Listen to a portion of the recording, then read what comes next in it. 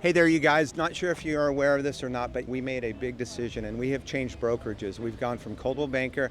We're now returning back to Compass. A couple years ago, we had left to go to Coldwell Banker. We had a fantastic manager. We went to leave. We have really missed Compass. We have really missed the tools and we've really missed the culture here. Part of our agreement, it wasn't really part of our agreement, but I jokingly said, hey, if we come back, I would love to be able to interview the CEO and founder, Mr. Robert Reffkin. And I threw that out there without really thinking it would be a possibility. And sure enough, I should have known better. He goes ahead and agrees to do it. So we are fortunate enough today to be standing here in front of the Compass office in Huntington Beach. Robert is here on a West Coast tour with his family for spring break. This is what his family gets to do on spring breaks for them. They get to go visit real estate offices. How much fun is that? Anyway, so that's what we're going to do today. We're going to interview Robert Reffkin, find out how he got involved in real estate, what inspired him, and the path that he took to get here and where he is today. And then also ask him what's affecting real estate today and in the next few years.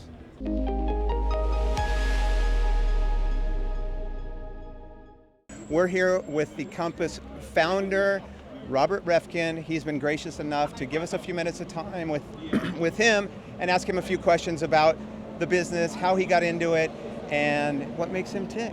First of all, thank you so much for doing this today. We rejoined Compass. I asked Dan, I said, hey, I know Robert's on his way, his West Coast tour, I think spring break with his kids. If we join, would he be willing to have an interview with us? And we've been doing these interviews in Laguna Beach and around our community to try to bring culture, community, and connection to our business and not make it about selling real estate, but to get to know the people who are in the business and those who we work with. And I thought, what a perfect opportunity. And I threw it out there without thinking you would do it, and you were gracious enough to step up and do it. And lo and behold, last night I'm laying in bed going, holy crap, I'm gonna be talking to a CEO of a publicly traded company, and I was a little intimidated. But quite honestly, that's what makes, I think, Compass so special, is the culture.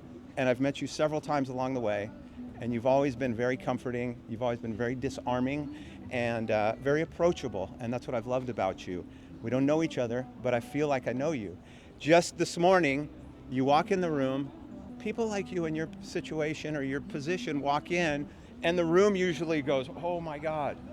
When you walk in the room, everybody kind of comes closer together. I just notice it. You know what I mean? Thank and it's you. a really neat, a that's a neat feature and characteristic to have, that it's very attractive. So thank you. Well, thank you. Thank you for being here. It's a privilege to have you back at Compass. At Compass, we believe culture matters more than anything else. And so many people wanting you to come back, other agents, other employees, and it really reflects the reputation you've built over so many years. So Thank you. Really, really glad to be doing this and get to see you. Thank you. That wasn't the point of this video. I wanted to get to know you, but I appreciate it. Take me back a little bit. I did a lot of research when I was first joining Compass. You made a personal phone call to me. I never forgot that. Then over the past month, you've contacted me 4 times on the phone. You've texted me. You've been stalking me a little bit. You even were on a Zoom with us. You picked up the app. You tried to show us how to use your app, you know, and you got through it, and it was fantastic. When I was doing that, Ori, you guys are the founders. You're the face of this company. Talk to me. Who's Ori? How did you and Ori meet? Talk to me about him. Ori alone and I founded Compass about 11 years ago, and we met at something called Academy of Achievement. It's this event that happens once every year where a bunch of young professionals come together, people, all the White House fellows, the Rhodes Scholars, the Marsh Scholars, the Zorro Scholars, the Gay Scholars, and I was a White House fellow, and he had just sold his first company to Google. He then sold his second company to Twitter,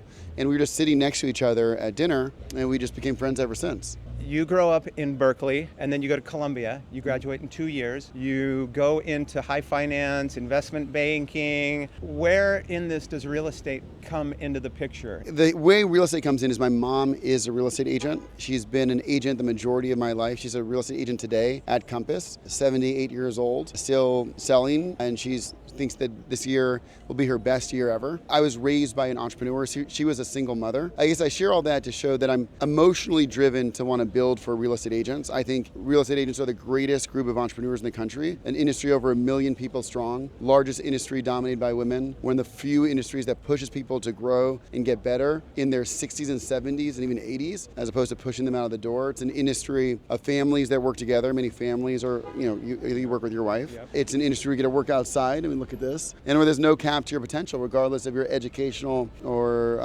social background. That's what I've loved too. And my mom also was a realtor. Wow. I grew up as a son of a realtor as well in a small town. My mom's at 82, Laguna Beach. Oh. Okay. So that's where we focus, Laguna Beach primarily, Orange County and so forth. And again, these videos, we're trying to bring the community to what we do and show people what it's like living in Laguna Beach. And so we're just trying to do interviews to get to know people, not talk about so much about the business, but let's get to know each other, because I feel like, well, what do you think is the most important factor impacting our business today? We talk about AI, inventory, inflation, interest rates, all that stuff. What's the most important factor to you? The most important factor, and it's not a positive one, is the danger of this device, the screen. I believe that we're not in the real estate business, we're in the people business, meaning it's trust. You need to build trusting relationships to get someone from where they're starting to closing on a home, whether it's trusting relationship with the client, with agents on the other side. And trust comes from meeting people in person. Mm-hmm. It's very hard to trust someone you've only sent text messages to. And it's very hard to trust someone that you've only met through video conferences. And so I think the greatest opportunity now is to connect more emotionally with your sphere of influence with your clients than your competition does. And by the way, it's easier now than ever before because people aren't doing as many client events or as many things like this. Can I be dramatic? Yes, please.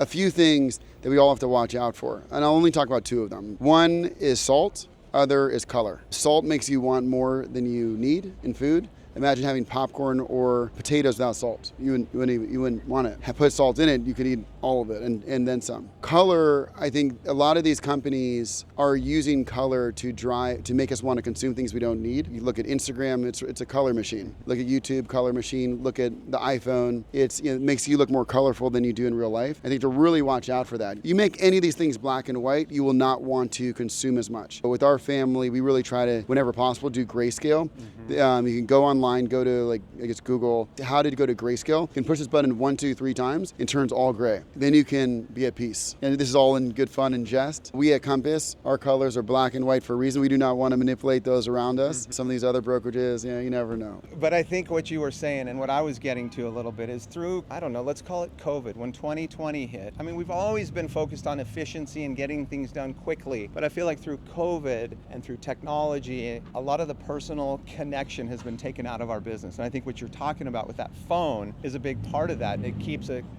distance or a wall between us and this. Yeah. And I feel like doing these interviews is a way to bring the humanness back to what we do. People don't care how much you know until they know how much you care. And it's hard to show someone how much you care through a screen. But it's hard not to show how much you care when you're face to face. Eyes on eyes, person to person, building your business one relationship at a time.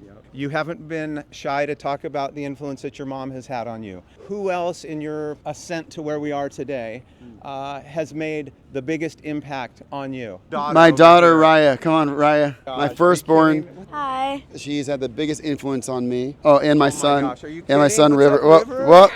up, And Ruby. And Ruby. Say hello. And Denise. Hi. Nice to meet you. Hi, nice to meet you. We did meet briefly, I think, in Miami at a retreat. You've met a lot of people, but biggest influence, mom, daughter, kids, family. obviously, Family. How did you and Benice meet?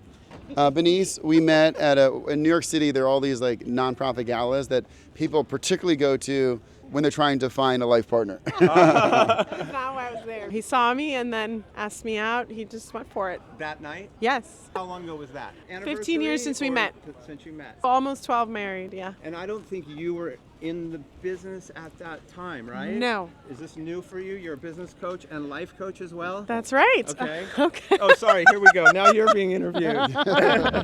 Yes. No, I launched myself after our second. Ruby was born. I needed to find an intellectual outlet. Yeah.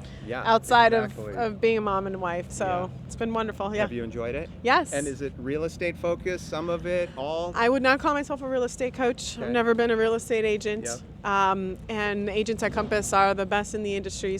But I am a business coach. Yeah. I focus on leadership and management, and so some of them come to me for that. Yeah, that's been wonderful. I'm a huge believer in coaching for sure, and we That's do good. it coaching, That's absolutely. I remember when we were first coming on board, you were on a mission, I think. You were doing a marathon in every state around the country, right? I completed it. No, 50 marathons, one in each state, to raise $1 million for nonprofits. And my dream is one day, with my daughter Raya, Ruby, or son River, that we'll be able to run marathons together again. Okay, music. Are you a musician? Do you love music? I just want some basic stuff. What else? How about you go first? Really into kind of house music, techno music. I just like to dance. Do you really? Yes. Robert too? Yes. That's what I was going to say. He'll come out because he'll want to dance with me, but that's it. What do you listen to when nobody's looking? Like when you're by yourself, what are you doing? It really goes in phases. It's like whatever I'm listening to at that moment. I think right now my wife has me listening to a lot of cool house music. Yeah. But there's the house music from Interstellar. You know, he performs Hans Zimmer a couple times, it seems like a year, but not really in the United States, I don't think. Now you touched on sports earlier. You're not a huge sports guy. I I'm was a going to big go, sports who's your sports team? What do you like to do? Do you have a morning routine? It really depends. I travel a lot. I usually wake up, call it 6:30 in the morning, generally. I shower. I shave. I kiss my wife on the cheek. Yeah. And he's on his phone. Oh, no. I was making it so good. Then I connect. You connect. Then I connect. I was going to ask that, actually. Don't we say no phones in the morning? No devices. No devices? And someone always says, hey, you're not supposed to be on the device. They're usually talking to him. No. What happens at nighttime at home? Dad takes my phone. Is there a time in the house where you turn off screens, turn off phones? Pretty late. Yeah. Is it really? It's a couple minutes before bed, usually. For the kids, usually around 9. We got an Oura ring for sleeping. Honestly, I didn't sleep very well last night thinking I was going to do this, going, oh my God, and what a big deal. But then also I did. I was like, wait a minute, you're talking to Robert. He always makes everybody feel comfortable. You know, every time somebody walks in the room, people just feel comfortable. You know it. You must have felt it the night he walked in, That's right? true. When we were doing our onboarding at Compass, I was handed a book that you had written. No one succeeds alone, right? And you had written in it to Marcus, welcome back, right? I get emotional with this. Sorry. But I just remember note cards being a big deal for you. And for me, that's been something that I learned from your dad a few years ago about note cards and what a personal touch that is. And when you even wrote that in the book yesterday, I was just like, you know what? He lives it. You know, you don't just do it. You called me in the middle of the night last night. You've texted me. You've called me many times. Your dad is a busy guy. He's got way more important people to deal with than me. But to make that time is super important. And I appreciate it. Thank you. It means a lot, seriously. And even when I said goodbye here, I felt a little bit uncomfortable. But anyway, I'll never forget it. And it was a big reason why we're here, is that culture that starts at the top down and you live it and you can feel it here. Even today, as we're talking about the office, my team has never been part of Compass. And they came and they're like, oh my God, thanks for doing this today. So. Yay. You guys have been so awesome. We're so sorry you have to do this on your vacation. You get to do this, go to real estate offices. Wow. Now what are we doing today? Going to Pasadena office. Oh, yay! Pasadena! Pasadena! Yeah, the Rose Bowl. Rose Parade. That will be it for today. Then we'll go to the hotel. And tomorrow we can go to the Beverly Hills office, and the Sunset Strip office, and the Hollywood No, Sherman Oaks. Sherman Oaks office. Oh my God. Crazy. Good for you. Aren't you excited? Thank you, seriously, for your time, you guys. I appreciate it. So glad to be part of it. Thank you, guys. Thank you so much. All right, guys, that finishes our video interview with Robert Reffkin. As you can tell by that interview, super approachable, down-to-earth guy, CEO and founder of a publicly traded company, and he's always available and always willing to do stuff like that. So super special. So if you guys like what you're seeing, you want to hear more, please like and subscribe from wherever you are, and we'll see you at the next video.